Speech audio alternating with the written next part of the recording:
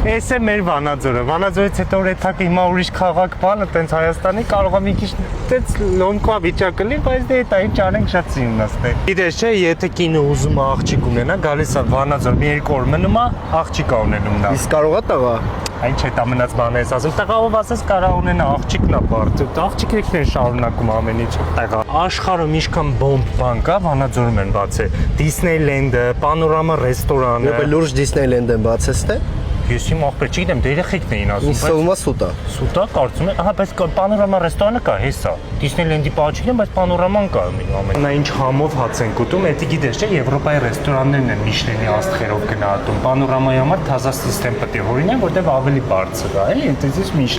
Միշլեն կետակը տեղեցեր Եվրոպաներում։ Վանաձորում պետք է թազեն հորինեն։ Արի, всё, նստի հաց ուտենք, բայց հանգած շատ երես չառնես, թե շատ համով է, գնաց ուրիշ տեղի պահանջես չկարանան սարքեն, դու ես ներվել ավելի շատ։ Այս համին սովորի, բայց իմացի, որ մի քիչ ուրիշ տեղի, մի քիչ ուրիշ ձևացել տեսարանը, կարանք փոխենք, գիտես, չէ։ Լուրջ։ Բա ինչ է լուրջ, լավ, ասեցի, ամեն ինչը լավ է ստացվում, բայց դե հրաշքներ չենք գործում։